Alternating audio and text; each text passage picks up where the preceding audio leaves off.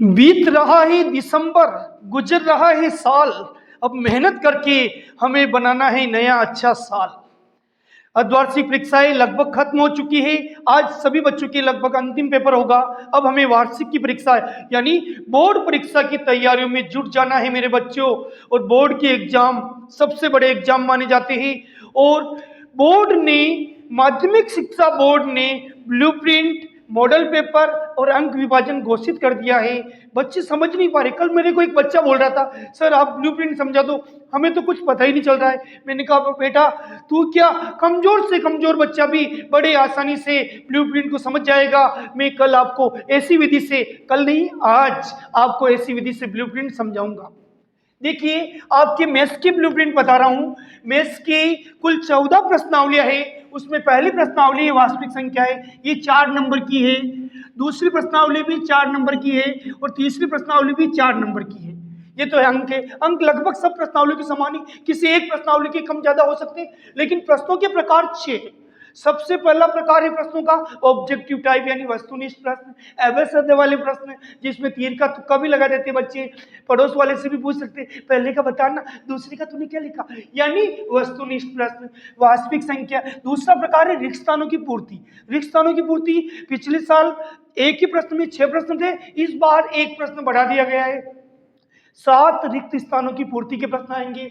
तीसरा प्रकार है अति लघुत्तरात्मक। पिछले साल भी 12 प्रश्न थे, इस बार भी 12 प्रश्न होंगे। वो अति लघुत्तरात्मक यानी 1-1 नंबर वाले प्रश्न, लघुत्तरात्मक 2-2 नंबर वाले प्रश्न, दीर्घ उत्तरात्मक 3 नंबर वाले प्रश्न और निबंधात्मक 4 नंबर का बड़े से बड़ा प्रश्न, जिसका मैथ्स में बहुत अच्छा दिमाग होता है। ऐसे प्रश्नों को रटा नहीं जा सकता। अब हम पुनः प्रश्नावली पे आते हैं। प्रश्नावली 1, अवैध वाले प्रश्न यानी वस्तुनिष्ठ प्रश्न 1 आएगा, रिक्त स्थान वाला प्रश्न नहीं आएगा। तो आपको भूल से भी रिक्त स्थान वाला प्रश्न नहीं देखना है पहली प्रश्नावली में। अति लघुत्तरात्मक प्रश्न यानी सीधा सा सूत्र पूछ लिया या कोई एक लाइन का आंसर, वो अति लघुत्तरात्मक 1 नंबर का एक प्रश्न आएगा। लघुत्तरात्मक प्रश्न जिसको रटा भी जा सकता है, समझा भी जा सकता है, 2 नंबर का प्रश्न होगा और वो पहली प्रश्नावली से एक प्रश्न आएगा। दीर्घ उत्तरात्मक नहीं आएगा और निबंधात्मक भी नहीं आएगा। ये मैंने पहले डैश लगा रखा, मतलब ये नहीं आएगा, तो उसको मैंने क्रॉस में बदल दिया ताकि बच्चे समझ सके ये चीजें नहीं देखनी। तो प्रश्नावली 1 से सिर्फ आपको छोटे प्रश्न देखने, अवैध वाले, अति लघुत्तरात्मक यानी 1 लाइन वाले और लघुत्तरात्मक यानी 2 नंबर का 4-5 लाइन का प्रश्न है। रटा भी जा सकता है, लेकिन समझोगे ना तो लंबे समय तक याद रहेगा और आपको गवर्नमेंट जॉब दिलाएगा। तो 4 नंबर की प्रश्नावली, प्रश्न आएंगे 3। अब आते हैं प्रश्नावली 2 में। प्रश्नावली का नाम है बहुपद। ये प्रश्नावली 9th में थी। नाम वही है, थोड़ा काम अलग है। लोगों का नाम एक जैसा होता लेकिन काम अलग होता। मेरे बच्चों, मेरा नाम आनंद है, अगर मैं दुखी रहूं तो मेरा काम अलग हो जाएगा। आनंद है तो आनंद से ही पढ़ाऊंगा। तो बहुपद, इसमें क्या होगा, एक अवैध वाला प्रश्न यानी वस्तुनिष्ठ प्रश्न आएगा 1 नंबर का। रिक्त स्थान की पूर्ति वाला नहीं आएगा तो हमें देखना भी नहीं है। और अति लघुत्तरात्मक प्रश्न 1 लाइन वाला 1 नंबर का आएगा। लघुत्तरात्मक प्रश्न भी 1 आएगा। तो पहली और दूसरी प्रश्नावली में अंक विभाजन सेम है। दोनों से अवैध के प्रश्न, दोनों से अति लघुत्तरात्मक प्रश्न और दोनों से एक लघुत्तरात्मक प्रश्न। ध्यान रहे लघुत्तरात्मक प्रश्न 2 नंबर का होगा। तो बताइए मेरे बेटे, बहुपद वाली प्रश्नावली में 3 प्रश्न आएंगे, एक अवैध का, एक अति लघुत्तरात्मक और एक लघुत्तरात्मक, और प्रश्नावली 4 नंबर की है। तीसरी प्रश्नावली 2 चर वाले रैखिक समीकरण, उसमें से भी एक अवैध का प्रश्न यानी वस्तुनिष्ठ प्रश्न, इंग्लिश में बोले तो ऑब्जेक्टिव टाइप। रिक्त स्थान वाला इसमें से भी नहीं आएगा। तो ये मैं क्लोज कर रहा हूं ताकि आप समझ जाइए, मैंने जो डेस्ट लगाया ना इसका मतलब इसमें से नहीं आएगा। अति लघुत्तरात्मक प्रश्न 1 नंबर का, आराम से रट सकते हो। पड़ोसी होशियार है तो नकल भी कर सकते हो, लेकिन मैं कभी नकल की सलाह नहीं दूंगा मेरे बेटे। नकल करना महापाप है। और एक लघुत्तरात्मक प्रश्न 2 नंबर का, और इसमें से भी दीर्घ उत्तर यानी बड़े प्रश्न देखने भी नहीं है। अर्धवार्षिक देख लिए गई। और निबंधात्मक प्रश्न इसमें से भी नहीं आएगा। चौथी प्रश्नावली है द्विघात समीकरण, उसमें से कुछ भी नहीं आएगा, सिर्फ एक प्रश्न आएगा, वो भी बड़े से बड़ा निबंधात्मक 4 नंबर का। तो इसका मतलब इसके छोटे प्रश्न सब छोड़ दो, कुछ नहीं देखना है, सिर्फ और सिर्फ एक प्रश्न आएगा, वो भी निबंधात्मक 4 नंबर का। तो इससे वस्तुनिष्ठ भी नहीं देखने। अगर आपने देखे कोई बात नहीं, आपकी नौकरी में काम आएंगे आगे गवर्नमेंट जॉब में।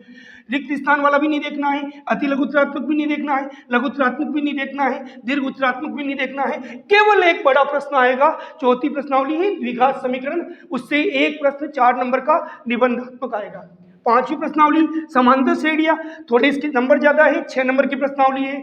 इसमें से 2 अवध सद वाले प्रश्न आएंगे, एक रिक्त स्थान वाला आएगा, एक अति लघुत्तरात्मक आएगा, और इसमें से लघुत्तरात्मक प्रश्न नहीं आएगा। इसमें से एक दीर्घ उत्तरात्मक प्रश्न आएगा, यानी 3 नंबर का। इसके बारे में मैं ज्यादा नहीं बोला क्योंकि अभी तक किसी प्रश्नावली से नहीं आया, लेकिन पांचवी प्रश्नावली से दीर्घ उत्तर वाला प्रश्न, 3 नंबर वाला प्रश्न, उसमें ध्यान से समझना पड़ता है मेरे बेटे, ध्यान रखना। और इसमें से भी निबंधात्मक प्रश्न नहीं आएगा। छठी प्रश्नावली से एक अवध सद का प्रश्न, त्रिभुज है प्रश्नावली का नाम, एक अवध सद वाला प्रश्न कि त्रिभुज के तीनों कोणों का योग कितना होता है, त्रिभुज की भुजाएं कितनी होती है, त्रिभुज के बारे में सामान्य जानकारी, वो एक अवध सद में आ जाएगी। रिक्त स्थान वाला प्रश्न नहीं आएगा। और अति लघुत्तरात्मक प्रश्न एक आएगा 1 नंबर का, और लघुत्तरात्मक प्रश्न एक आएगा 2 नंबर का, और दीर्घ उत्तर वाली बड़े प्रश्न आपको रटने की जरूरत नहीं, देखने की जरूरत नहीं। प्रश्नावली 7 निर्देशांक ज्यामिति, प्रश्नावली भी 7 है और इसके बोर्ड में नंबर भी 7 है। एक प्रश्न अवध सद का यानी वस्तुनिष्ठ आएगा, रिक्त स्थान वाला प्रश्न नहीं आएगा। अति लघुत्तरात्मक प्रश्न यानी एक लाइन वाला, पड़ोसी होशियार है तो वो भी बता सकता है, केवल आंसर लिखने से भी काम चल जाता है। अति लघुत्तरात्मक प्रश्न एक आएगा, वो भी 1 नंबर का। लघुत्तरात्मक प्रश्न यानी उसमें थोड़ा समझना पड़ता है, 3-4 लाइन का आंसर, 2 नंबर वाला एक प्रश्न आएगा। दीर्घ उत्तरात्मक भी इसमें आएगा, ये थोड़ा बड़ा प्रश्न होता है लेकिन निबंधात्मक नहीं होता है, ज्यादा बड़ा भी नहीं करते, थोड़ा बड़ा भी नहीं करते। बीच वाला प्रश्न दीर्घ उत्तरात्मक, ये एक प्रश्न आएगा। निबंधात्मक प्रश्न इसमें से नहीं आएगा। तो बच्चों इसमें से इस प्रश्नावली से रिक्त स्थान वाले प्रश्न नहीं देखने और एकदम बड़े प्रश्न नहीं देखने। प्रश्नावली 8 त्रिग्नोमेट्री, त्रिकोणमिति का परिचय, मैंने इसकी बहुत वीडियो डाल रखे और ये वीडियो बहुत चल रहे हैं, बच्चों को बहुत पसंद आ रहे, आप भी जरूर देखिए। त्रिकोणमिति वाली प्रश्नावली 8वीं है, इसके नंबर भी 8 है। एक प्रश्न अवध सद वाला आएगा, एक प्रश्न रिक्त स्थान वाला आएगा। अति लघुत्तरात्मक प्रश्न इसमें से नहीं आएगा, ये क्रॉस कर देता हूँ। लघुत्तरात्मक प्रश्न एक आएगा 2 नंबर का, और दीर्घ उत्तरात्मक प्रश्न इसमें से नहीं आएगा, क्रॉस कर देता हूँ। इससे बड़े से बड़ा प्रश्न सिद्ध कीजिए LHS RHS वाला प्रश्न जरूर आता है और वो अथवा में आता है। एक जानकारी मैं और दे दूं, अब जो पेपर आएगा उसमें 3 नंबर वाले और 4 नंबर वाले सभी प्रश्न में आपको अल्टरनेट मिलेगा, विकल्प मिलेगा। अगली प्रश्नावली त्रिकोणमिति के अनुप्रयोग, ये 5 नंबर की है, तो इसमें से भी एक अवध सद का प्रश्न, रिक्त स्थान वाला प्रश्न इसमें से नहीं आएगा। 2 प्रश्न अति लघुत्तरात्मक आएंगे, सुनो वापिस, 2 प्रश्न एक लाइन के आएंगे इस प्रश्नावली से, यानी ये प्रश्नावली है लेकिन इसमें से छोटी छोटी चीजें जो बड़ी आसानी से हिंदी में याद करते, सामाजिक में याद करते, वैसे याद कर सकते। वस्तुनिष्ठ प्रश्न यानी अवध सद का प्रश्न एक, रिक्त स्थान वाला प्रश्न नहीं आएगा। 2 छोटे छोटे प्रश्न 1-1 नंबर के, उनको हम बोलते हैं अति लघुत्तरात्मक। लघुत्तरात्मक प्रश्न भी आएगा, वो सिर्फ 1 नंबर का एक होगा और 2 नंबर का होगा। इसमें से एकदम बड़े प्रश्न देखने ही नहीं, जिनकी इबारत बड़ी होती है, आंसर बड़े होते हैं, आधे आधे 1-1 पेज के होते, उन दोनों चीजों को नहीं देखना है। तो कितना आसान कर दिया बोर्ड ने, फिर भी बच्चे नहीं पढ़ते, उनकी मर्जी। 10वीं प्रश्नावली है साहब, 6 नंबर की है, उसमें एक अवध सद वाला प्रश्न, रिक्त स्थान वाला प्रश्न नहीं आएगा, अति लघुत्तरात्मक प्रश्न नहीं आएगा, एक लघुत्तरात्मक प्रश्न आएगा 2 नंबर का और एक दीर्घ उत्तरात्मक आएगा। तो कुल मिला के 3 प्रश्न, 4, सॉरी जल्दी में कभी गलती हो जाती है, फिर से बोल देता हूँ। व्रत वाली प्रश्नावली है साहब, एक प्रश्न अवध सद का और एक प्रश्न है लघुत्तरात्मक 2 नंबर वाला और एक दीर्घ उत्तरात्मक।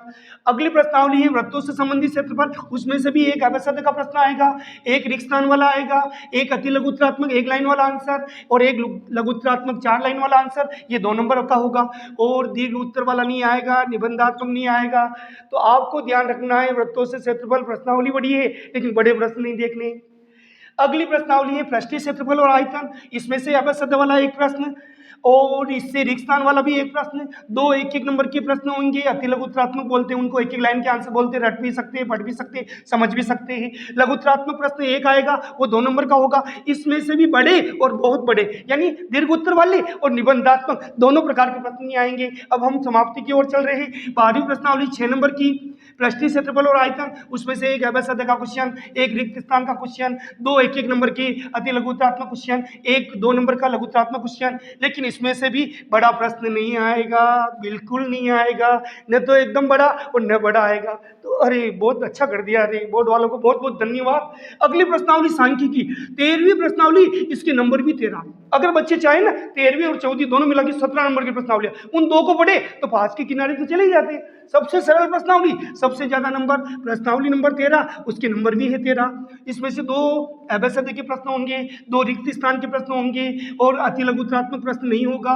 लघुत्रात्मक प्रश्न 1 होगा 2 नंबर का, और एक प्रश्न बड़ा होगा यानी दीर्घोत्तरात्मक 3 नंबर का, और एक निबंधात्मक प्रश्न आएगा वो अथवा में आएगा। टेंशन नहीं लेना, माध्यम बहुलक वाले सवाल बहुत इजी होते हैं। अंतिम प्रश्नावली प्रायिकता 4 नंबर की है साहब, एक प्रश्न अभ्यसद का, एक प्रश्न रिक्तस्थान का और एक प्रश्न लघुत्रात्मक। बाकी को आप छोड़ सकते हो, अति लघुत्रात्मक नहीं देखने, बड़े बड़े तो देखने ही नहीं। अब छोटे बच्चे हैं तो बड़े बड़े देखेंगे तो टेंशन तो होगी। अगर आपको मेरी ये ब्लूप्रिंट समझ में आई तो कमेंट जरूर करें, शेयर करें, आपको विद्यादान का पुण्य मिलेगा। और अगर आप हमारे चैनल पर नए हैं तो निश्चित रूप से सब्सक्राइब करें। मैं आपको वादा कर सकता हूँ आपकी मैथमेटिक्स दूसरे बच्चों से बहुत अच्छी हो जाएगी। धन्यवाद।